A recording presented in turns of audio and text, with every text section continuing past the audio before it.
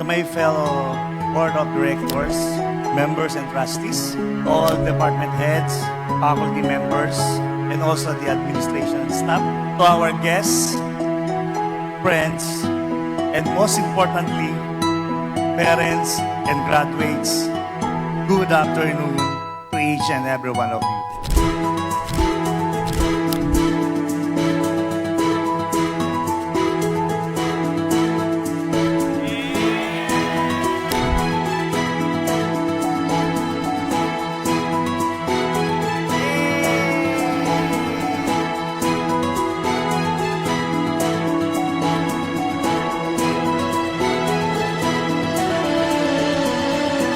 Ngayon ay isang pagdiriwang, isang selebrasyon hindi lamang ng pag-abot sa dulo ng isang kabanata, kundi ng pagkakataon ng lakas ng loob at katatagan na isulat ito sa simula pa lang.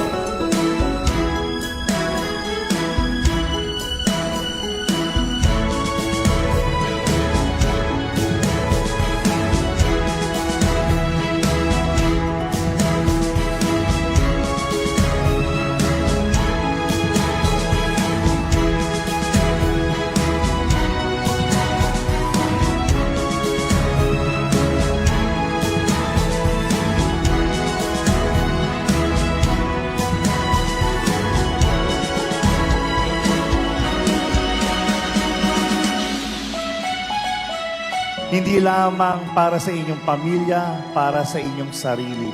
Bagkus, mas marami kayong matulungan pagdating ng hinaharap.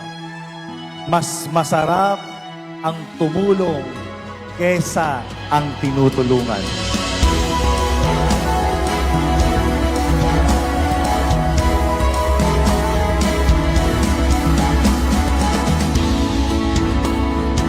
Hindi niyo ako pinilit na piliin yung course ko.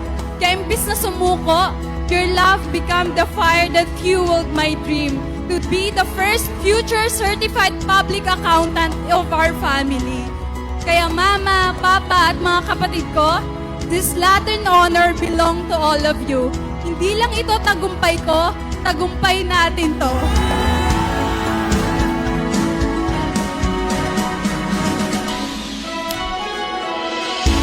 Huwag matakot, mabigo.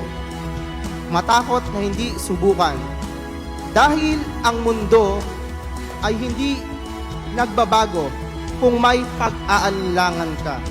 Nagbabago ito sa mga nangangarap, sa mga gumagawa, sa mga taong naglalakas loob na isipin ang isang bagay na mas maganda.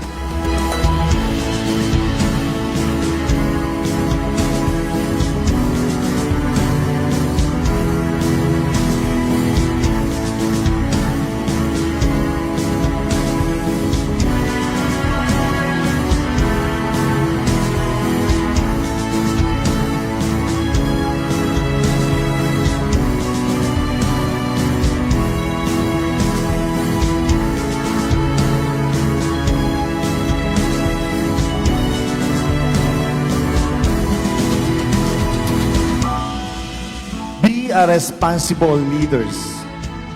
Dahil ang tunay na leader, hindi yung puro utos, hindi yung turo ng turo kung anong ipapagawa niya. Ang tunay na leader, they inspire other people. Kaya, kayong mga kabataan, kayo, sabi ni Rizal, kayo ang pag-asa ng bayan.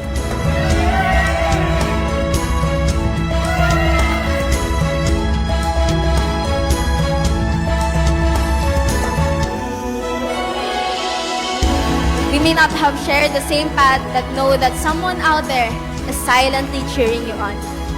As we go on our separate ways, I want to leave you with a verse that has always given me comfort during difficult times. In Isaiah 41 verse 10, it says, "So do not fear, for I am with you. Do not be dismayed, for I am your God. I will strengthen you and help you. I will uphold you with my righteous right hand." May this verse remind us that no matter where life takes us, we are never truly alone.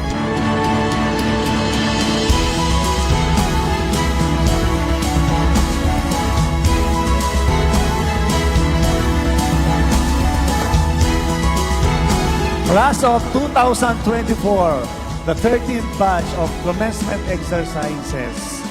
Mabuhay kayong lahat and congratulations to all of you.